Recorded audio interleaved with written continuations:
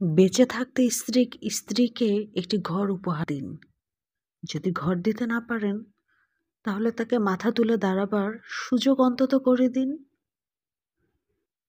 তাকে স্বাবলম্বী হওয়ার পথ দেখিয়ে দিন। ভালোবেসে যে মানুষটাকে সবসময় আপনার বুকে জায়গা করে রেখেছেন, আপনার অবর্তমানে যেন তাকে পথে গিয়ে দাঁড়াতে না হয়। আপনার উপস্থিতি যেমন তাকে সাহস দেয়, শক্তি দেয়, ঠিক তেমনি আপনার অনুপস্থিতিও যেন তাকে ভাঙতে না পারে, সেই খেয়াল রাখুন। কারণ দিন শেষে সব ছেড়ে আসা মানুষটা কিন্তু আপনার মুখের দিকে তাকিয়েই থাকে।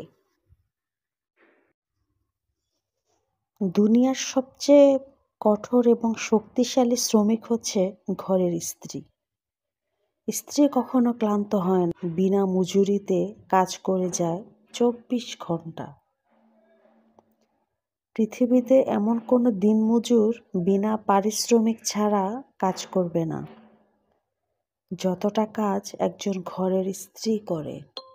আমি আগেই বলে রাখি, ফেসবুক বা ইউটিউবে যখন যাই বলি না কেন বা যাই লিখি না কেন, কোনোটাই কিন্তু আমার জীবনের সাথে মিল নেই। তবে কিছুটা মিলে যেতে পারে মাঝে মাঝে, এটা হওয়াটাই স্বাভাবিক। দিন শেষে বেশিরভাগ মেয়ের জীবনেই এমন কিছু থাকে। অভিমান করতে করতে একদিন তখন বুঝে যায় যে দিন শেষে তার এই আবেগ অনুভূতির কোনো মূল্য নেই। একটা সময় মেজাজ খুব খিটখিটে হয়ে যায়, আর তখনই ধীরে ধীরে নিজেকে গুটিয়ে নিতে থাকে। একটা সময় আসে যখন অভিমান করাই ছেড়ে দেয়। আর এটাই একটা নারীর জীবন।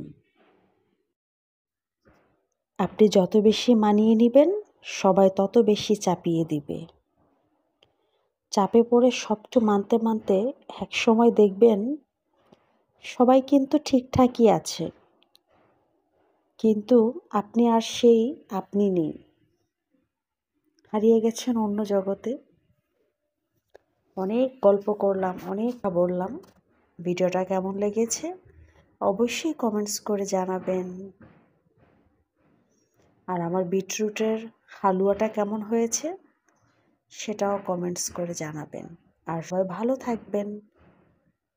আমার পেজে ফলো দিয়ে রাখবেন, আর ইউটিউব চ্যানেলটা সাবস্ক্রাইব করে দিবেন। সবাইকে আল্লাহ হাফেজ।